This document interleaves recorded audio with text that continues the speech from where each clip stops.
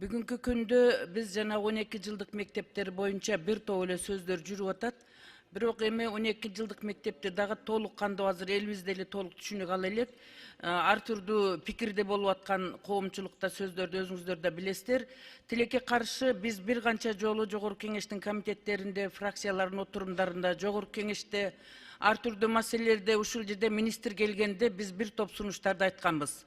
Эми мамлекеттик саясатка эч ким каршы чыкпайт. Эгерде зарылчылык болсо, ал өзүнүн тартиби менен кете берет. Тилекке каршы реалдуу жашоодо бүгүнкү күндө 12 жылдык мектепке дароо эле чекит коюп өтүп кеткенге мектептерде шарт да жок, мугалимдер да жок, программа даяр эмес, программада даяр эмес, китепте даяр эмес, коомчулукта даяр эмес. Раз мезгил менен этап менен өтөбүз дегенден кийин анда бүгүнкү күндө иштеп турган лицей, гимназияларды тийиштик кылбастан иштеп тура бериш керек дагы, акырындап өтсө болот эле. Акылбек Жапаров кетип жатканда буйрук чыгарып кетиптир, 519 номер. Ошол буйрукту мен аткарам деп элге билим берүү министри тескеме чыгарып, анан президенттик аппараттан дагы бир кызматтык кат жөнөтүп, бүгүнкү күндө ызы чууга түшүп жатып калды мектептер. Лицей, гимназияларды 1 апрелге чейин аккредитациясы бүткөн бүтпөгөнүнө да карабастан толук кандуу жойгула деген буйрук барган экен. Ошону менен азыр мектептер ызы чуу болуп, минустан кайрадан каттоодон өтүп жатып калышты. Тынбай байланышка чыгып атышат 7 облустанчы. Ошон үчүн ушул маселени Алмаз Акынжанович сергектик менен мамиле карап, натыйжа берген гимназия, лицейлерди кармап эле турсаңар, талкалап коюш оңой эле, кайра калыбына келтириш кыйын. Жакшы мектептерди, активдүү мектептерди, өзгөчө мектептердин бардыгын бир казанга салып, окуучулардын дагы настроениясын бузуп, мугалимдердин настроениясын бузуп, кружокторду, кошумча сабактардын барын жок кылып, бүгүнкү күндө ызы чууга түшүп жатып калды да. Ошон үчүн бул жерде билбейм, тиги министрге айтсаң эле жаман көрөт экен, бул талкалаганы келгенби, бир батыштын тапшырмасын алып. Ошон үчүн билген намазын окуп атат. Ушул маселеге карагыла, карабасаңар, анда биз мамлекеттин ичинде бул аял элге билим берүү тармагын талкалап туруп кетип кала турган максаты бар окшойт. Бул айткандын сөзү жаман, ыйлагандын көзү жаман кылбастан ушул маселеге Алмаз Акынжанович сергек мамиле жасап коюңуз. Бул мектепти элге билим берүү тармагыны талкалагандык болуп эсептелет. Мына процедурный боюнча менде мына документ дегенде эле бир сасык саясат жүрүп атат да. Биздин Кыргыз Республикасынын конституциялык мыйзамы кабыл алынганбыз, мамлекеттик тил мыйзамы. Ушуга бир согуш башталды биздечи. Муну ким даярдады? Азыр карап чыктым, ушунчалык ботко аралашып атат. Салыштырма таблицасы мамлекеттик тилде жок. Биздин сунуштарыбызды чалды куйду кылып, жарымы бар, жарымы жок. Эмнеге мындай кыласыңар? Салыштырма таблица дегенде толук болот. Анан Венера Калбековна, мен азыр министрдин сөзүн мен бюджет комитетинде укпай калдым.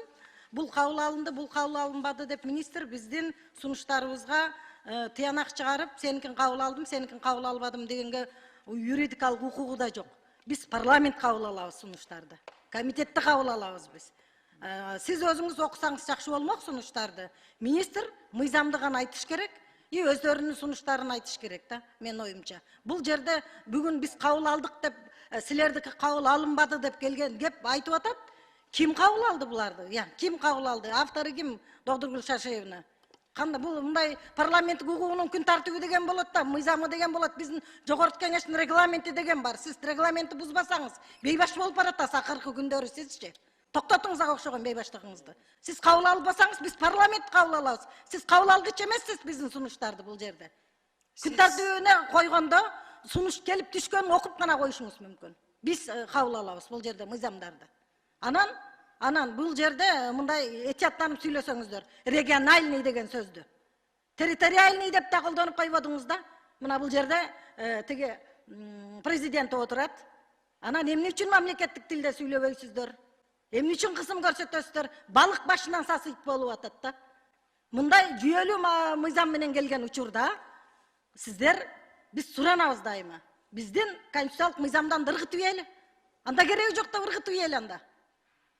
Эмнеге мындай мамиле болуп атат? Акыркы кездерде мен кече парламентте дагы чыгып күн тартибине тиги спикерге койдуртуп аттым эле. Ай бир ушул мыйзам аткарылышын карап коелучу. Бүгүнкү күндөгү мамлекеттик тил комиссиясынын жүргүзүп аткан саясаты артка кетти депчи.